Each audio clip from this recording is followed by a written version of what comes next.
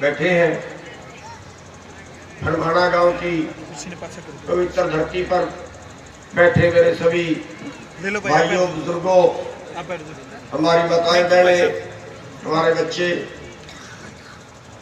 हमारे मीडिया वाले भाई साथियों,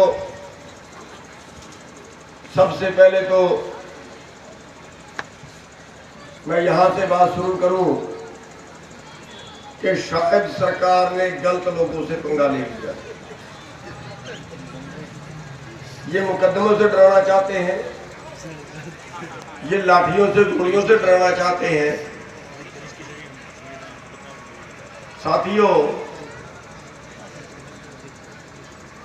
30-35 मुकदमे तो सबसे पहले मेरे पे दर्ज कर लिए, हजारों लोगों पे दर्ज कर लिए।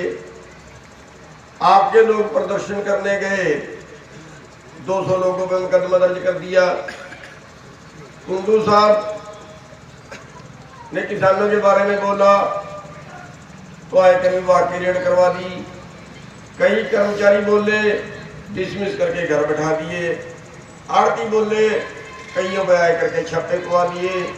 गाने वाला बोला, मुकदमा दर्ज करवा दिया। मीडिया वाले बोले, पकड़ के जेल में ठोक दिए।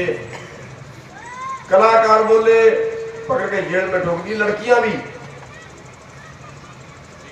साथियों, इस सब के बावजूद क्या आंदोलन दब गया? नहीं दबा ना? नहीं दबा। साथियों, ये सब कुछ झेलना पड़ेगा। हम कहते हैं और मुकदमे दर्ज कर ले जितने करने हैं, और ले। अरे जब ये लोग अंग्रेजों से भिड़ गए, जब ये लोग विदेशी ताकतों से भिड़ गए, जब ये लोग इतिहास भूल गए शायद ये महम वालों का, तो अरे कौन सी लड़ाई है देश की जिसमें यहाँ के लोग शामिल नहीं होंगे? साथियों, हमारी फोटोएं लगा दी बैंक वालों ने। हमारी तो जमीन नीलाम करने के लिए आगे बैंक वाले। अरे क्या गुनाह कर दिया हमने? हमारा गुनाह तो बता दो। जहां 33 करोड़ आबादी के लिए अनाज नहीं था, आज 133 करोड़ आबादी के लिए अनाज हमने पैदा कर दिया। हमारे खर्चे बढ़ गए, हमने कम मांगा था खर्चा। यही एम.एस. स्वामीनाथन है जिसने 1965 में कहा था, 1966 में कहा था किसानों को कर्जा दो। यही कृषि वैज्ञानिक है जिसने कहा था किसानों को कर्जा दो अगर अनाज बढ़वाना है तो। देश के अमीरों में करेगा क्या उसका पता नहीं, पैसे का क्या करेगा। तो साथियों, अंबानी का, अडानी का और बाबा रामदेव का, इनके सारे सामान का बहिष्कार करना, इनका सामान नहीं खरीदना चाहे किसी को दे। एक और थोड़ा सा आपने ध्यान रखना है कि ये आंदोलन हम अपनी एकता के बल पे ही जीत पाएंगे। ये बहुत फूट डालेंगे। अभी मोखरा गांव में सर छोटराम जी फोटो जो मूर्ति जी वो तोड़वा दी ताकि डंडा बजे। हम कहेंगे दलितों ने तोड़ी, तोड़ने वाला कोई और, झगड़ा हो, फसाद हो। साथियों, इन चीजों के लिए हमने नहीं झगड़ना। इनको घरों से भी निकालेंगे लोग। जिस तरीके से चल रहे हैं, जिस तानाशाही रवैये से चल रहे हैं, हम इनको साफ तौर पे बता देना चाहते हैं कि हम पुलिस से तो नहीं झगड़ेंगे, हम प्रशासन से तो नहीं झगड़ेंगे, लेकिन ये बीजेपी वाले और जेजेपी वाले जहां भी आएंगे इनकी तसल्ली करके देखेंगे। इसकी राखी के लिए आप कितनी लाशें आती हैं हमारे बच्चों की तिरंगे में लिपट के। देश को आजाद कराने का ठेका आपके पास। एक भी पूंजीपति का बेटा देश की आजादी में शहीद हुआ तो बता दो। एक भी पूंजीपति का बेटा कहीं फौज में शहीद हुआ हो तो बता दो। साथियों, देश को आजाद कराया आपने, इसलिए कराया कि अंग्रेज हमारे देश को लूट रहे हैं।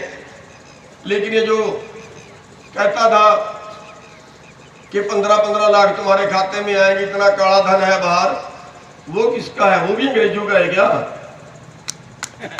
अरे वो तो इन्हीं का तो है। लिस्टें मिल गई मोदी को किस किस का है। ना मिली हो तो और दे दे, मंगा ले, किसी एक का मंगा के दिखा दे। अरे भाई देश को लुटना ही था, फिर ऐसे ही अंग्रेजों ने लूट लिया, ऐसे इन्होंने लूट लिया। उस वक्त तो हमारी उत्तम खेती थी, माध्यम व्यापार था। अब तो उत्तम खेती नहीं बची, इसलिए लड़ रहे हैं हम। उस वक्त तो हमारी खेती की आमदन का हिस्सा देश की कुल आमदन में 100 रुपए में 60 रुपए था। आज 100 रुपए में 10 रुपए रह गया है। ये कहते हैं नहीं 100 रुपए में 6 रुपए चाहिए। धर्म में साथ देना ये केवल किसानों के लिए नहीं है, ये उन मजदूरों के लिए भी है, ये उन दुकान वालों के लिए भी है जिनको सारे का सारा मोल लेके खाना है। ये खरीदेंगे सस्ता और बेचेंगे महंगा, असली तो वो मरेंगे जिनको सारा कुछ मोल खरीदना है। पूरा देश चंद लोगों का ग्राहक होगा। तो साथियों, ये सबका आंदोलन है, ये धर्म युद्ध है। जो भाई इस धर्म युद्ध में साथ ना दे, किसी भी पार्टी का हो, किसी भी बरादरी का हो, जो भाई इस धर्म युद्ध में साथ ना दे और कल वो इलेक्शन में खड़ जाए, चाहे पंचायत मेंबर से लेकर एमपी तक का कोई चुनाव हो, उसको वोट नहीं डालना, चाहे किसी को डालो। नहीं आ रहा। मोदी जी ने एक काल की चर्चा भी की, अब किसान और सरकार आमने सामने है, तो क्या कहेंगे इस बारे? देखिए,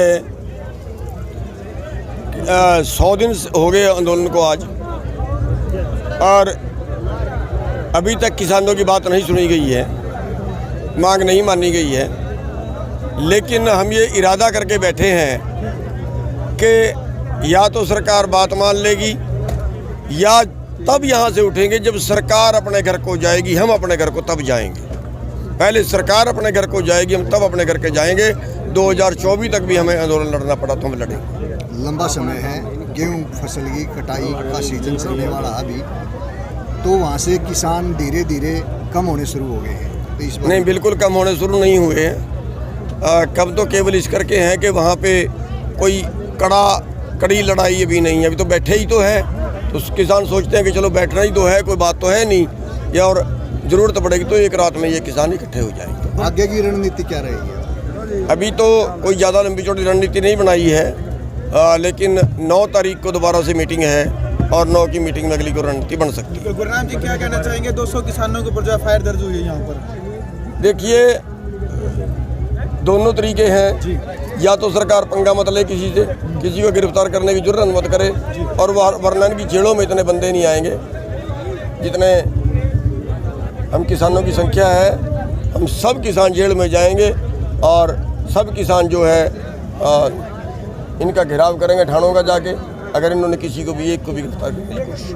आज जो फरमाना गांव में जो महापंचायत हुई है, इसका क्या उद्देश्य है सर? देखिए, महापंचायत का ये उद्देश्य है कि हम सरकार को एक चेतावनी देना चाहते हैं, कि बता देना चाहते हैं कि ऐसे मुकदमे से तुम्हारे डरने वाले नहीं है, और अगर तुम ऐसी ज्यादतियाँ करोगे तो फिर हम पूरे का पूरा गाँव नहीं बल्कि साहब पूरी महम 24 पूरा इकट्ठा होकर इसका मुकाबला करेगी और आपके हर जुल्म का विरोध करेगी।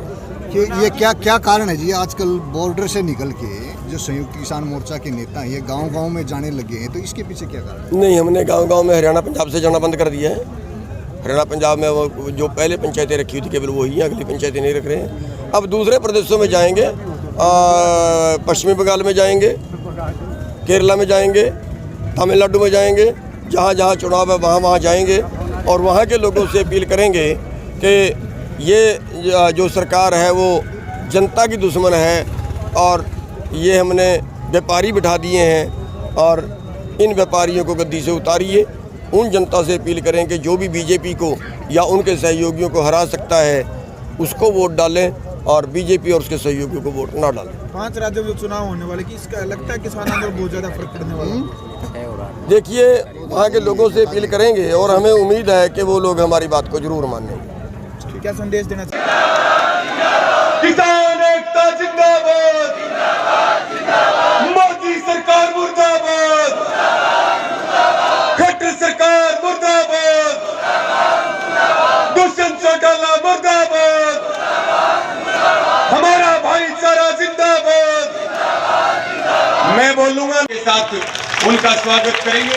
और मेरे साथ एक बार बोलेंगे, किसान एकता जिंदाबाद, जिंदाबाद, जिंदाबाद, किसान एकता जिंदाबाद, काले कानून रद्द करो,